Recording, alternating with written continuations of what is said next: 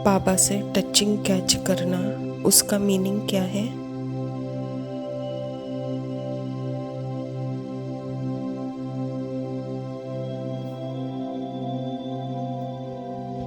परमात्मा के पास कर्मेंद्रियां जैसे रस रूप रंग गंध स्पर्श, जैसे taste touch smell seeing hearing, यह नहीं है।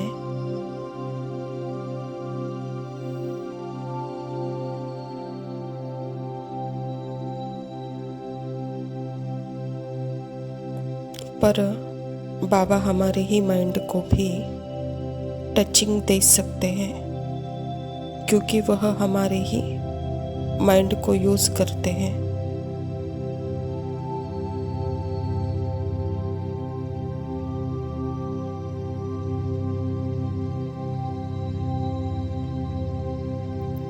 परमात्मा के पास भी मन बुद्धि संस्कार तो है ना।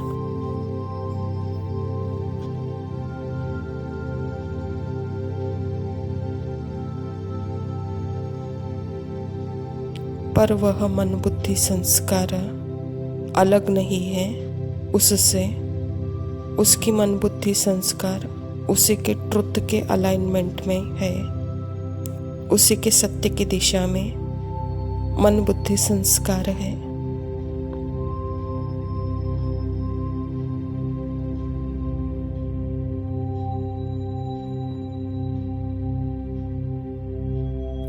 इसीलिए उसकी अलग अस्तित्व नहीं है।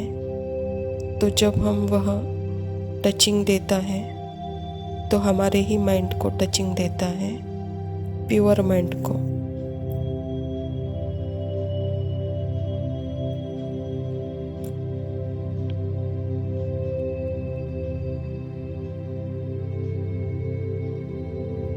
और इसीलिए हम बोलते हैं कि बाबा की टचिंग कैसे कैच हो रही है।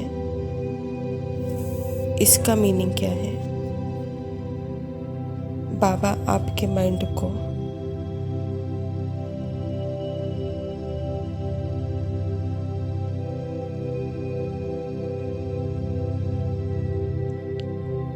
अब जब आप अपने पुराने संस्कारों को, संकल्पों को, स्वभाव को साक्षी होकर देख सकते हो,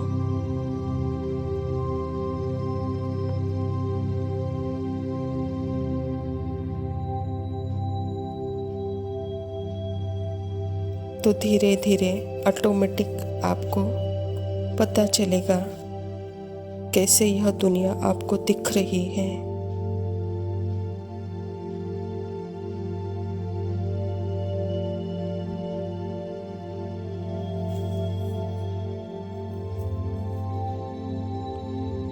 इसके लिए ही तो वह एक दिन में नहीं होगा। कैसे यह चीज जो कि मैं चख रही हूँ, यह कहाँ अपीयर हो रही है, यह सेंसेशंस कहाँ अपीयर हो रहे हैं।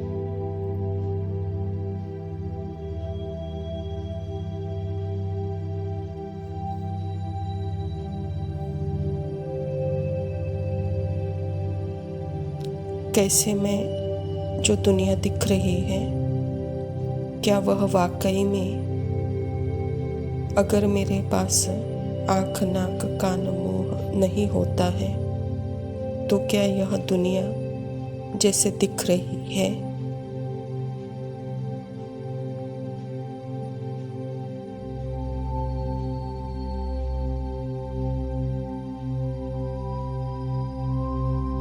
किसने बोला कि यह एग्जिस्ट करती है जैसे दिख रही है?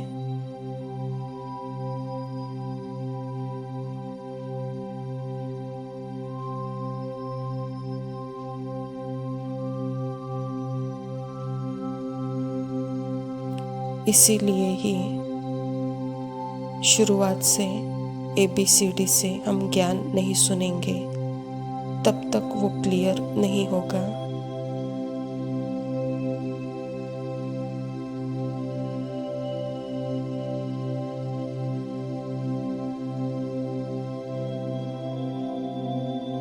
मैं संकल्पों से साक्षी, तब तक समझ में नहीं आएगा कि संकल्प से सृष्टि रची हुई है।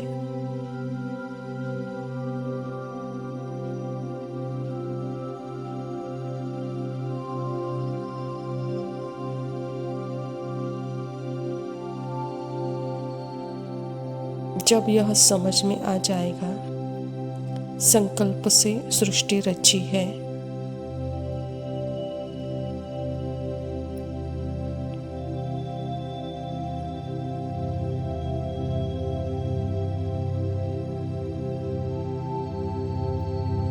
मेरे ही संकल्प मेरी ही दुनिया बनाते हैं।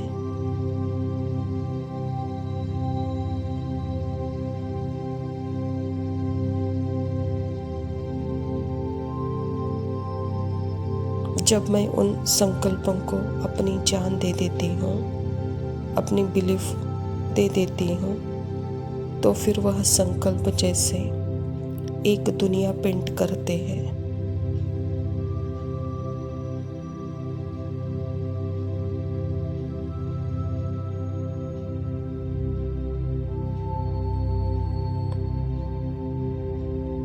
आर्टिस्ट मैं आत्मा हूँ, संकल्प मेरे पेंट ब्रश है और फीलिंग इमोशंस कलर्स है।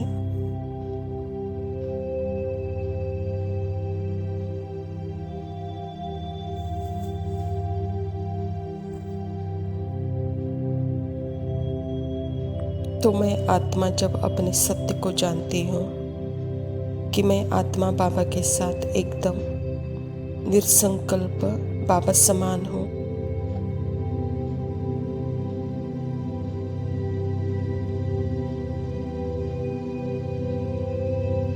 फिर उससे क्या होता है, ऑटोमेटिक बाबा की टचिंग कैच होती है, माइंड के थ्रू ही होती है।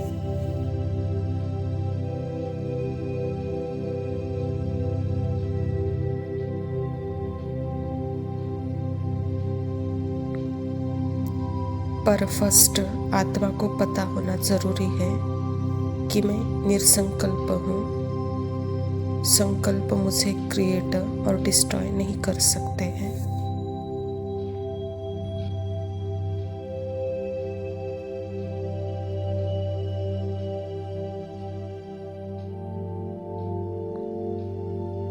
और फिर बाबा मुझे, जो बाबा प्यार की टचिंग आती है, पवित्रता की टचिंग आती है, वो अपनी लगती है वह फीलिंग।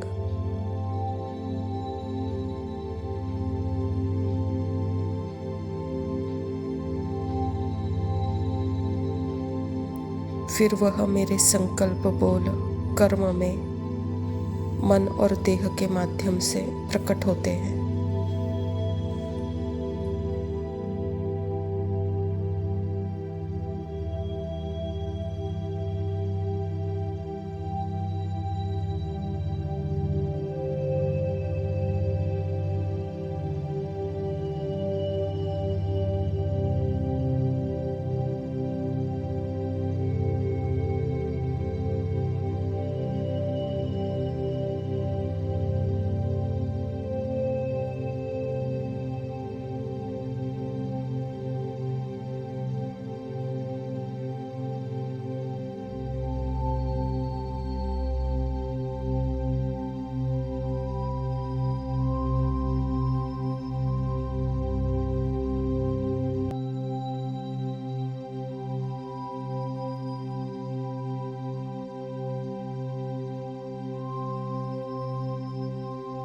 ओम शांति।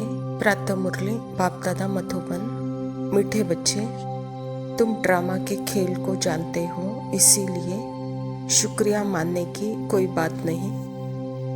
स्वयं परमपिता परमात्मा शिव बाबा प्रजापिता ब्रह्मा के तन में आकर के यह ईश्वरीय विश्वविद्यालय की स्थापना की है और इस ईश्वरीय विश्वविद्यालय के द्वारा ही परमात्मा हम बच्चों को ड्रामा के यथार्थ खेल का रहस्य बता रहे हैं कि बच्चे, आत्मा आप खुद ही इस ड्रामा में, जैसे कि यह ड्रामा भी आपके अंदर ही है, और इस सत्य का रियलाइज जब आत्मा को होता है तो जैसे किसी भी बात को वह स्वीकार कर सकती है इसमें कुछ शुक्रिया मानने की बात नहीं है, कहता बाबा। प्रश्न है, सर्विसेबल बच्चों में कौन सी आदत बिल्कुल नहीं होनी चाहिए? उत्तर है, मांगने की। तुम्हें बाप से आशीर्वाद या कृपा आदि मांगने की ज़रूरत नहीं है। तुम किसी से भी पैसा भी नहीं मांग सकते। मांगने से मरना भला। तुम जानते हो ड्रामा अनुसार कल्प पहले जिन्होंने बीज बोया होगा वह बोएंगे। जिनको अपना भविष्य उच्च पद बनाना होगा वह ज़रूर सहयोगी बनेंगे। तुम्हारा काम है सर्विस करना। तुम किसी से भी कुछ मांग नहीं सकते।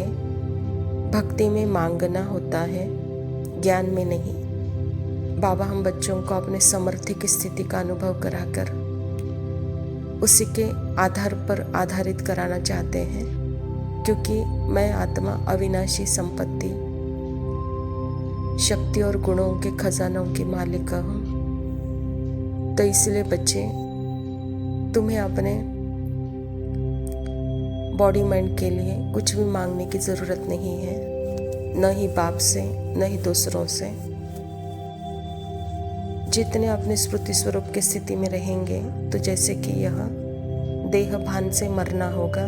और बाबा कहता बच्चे, यह मांगना मरने से भला है, कहता बाबा। धारणा के लिए मुख्य सार है। पहला पॉइंट है, विकर्मों से बचने के लिए इस शरीर में रहते अशरीरी बनने का पुरुषार्थ करना है। याद की यात्रा ऐसी हो जो शरीर की विस्मृति हो जाए। बाबा कहता बच्चे, अपने कर्मेंद्रियों से कोई भी विकर्म नहीं करना है, तो उसके लिए सदा अशरीरी बनने की स्थिति की यात्रा में रहो, याद की यात्रा में रहो, जिससे यह शरीर की विस्मृति हो जाए। दूसरा पॉइंट है, ज्ञान का मंथन कर आस्तिक बनना है। मुरली कभी भी मिस नहीं करनी है। अपनी उन्नति के लिए डायरी में याद का चार्ट नोट करना है। बाबा हम बच्चों को जैसे ज्ञान योग के पंख दिए हैं, तो उसी पंख में जैसे उड़ना है, कहता बाबा। तो उसके लिए सदा अपना चार्ट रखो। वरदान है, रूहानी शक्ति को हर कार्य में यूज करने वाले युक्ति युक्त जीवन मुक्त भव। इस ब्राह्मण जीवन की विशेषता है ही रूहानियत। रूहानियत की शक्ति से ही स्वयं को व सर्व को परिवर्तन कर सकते हो। इस शक्ति से अनेक प्रकार के जिस्मानी बंधनों से मुक्ति मिलती है। लेकिन युक्ति युक्त वन हर कर्म में लूज होने के बजाय रूहानी शक्ति को यूज करो। मनसा वाचा कर्मणा तीनों में साथ साथ रूहानियत की शक्ति का अनुभव हो। जो तीनों में युक्ति युक्त है वो ही जीवन मुक्त है। बाबा कहता बच्चे, अपनी रूहानी शक्ति को अपने कर्म में यूज करने के लिए युक्ति युक्त अर्थात अपनी रूहानियत की शक्ति को स्वयं को और परिवर्तन करने को लगाओ। जिस्मानी बंधन से मुक्त हो। हर कार्य में जैसे लूज होने के बजाय रूहानी शक्ति को यूज करो। मनसा वाचा कर्मणा तीनों में रूहानियत हो, तीनों जैसे युक्ति युक्त हो। इसको ही कहते हैं जीवन मुक्त। स्लोगन है, सत्यता की विशेषता द्वारा खुशी और शक्ति की अनुभूति करते चलो। अच्छा मीठे मीठे से खिलते बच्चों प्रति माता पिता बाप दादा का याद प्यार और गुड मॉर्निंग। रूहानी बाप के रूहानी बच्चों को नमस्ते। हम रूहानी बच्चों के रूहानी माता पिता बाप दादा को याद प्यार और नमस्ते। लव यू बाबा, शुक्रिया। ओम शांति।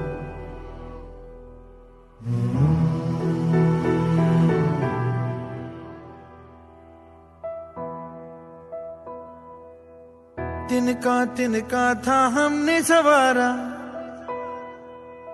अपनी वो माटी और घर बारा।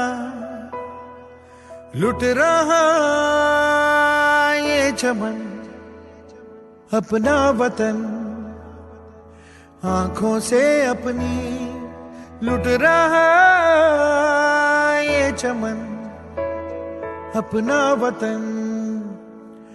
आंखों से अपनी संकल्प बोल के हम तो निकल पड़े, हर द्वार खोल के गगन कहे विजयी भव, विजयी भव, गगन कहे विजयी भव।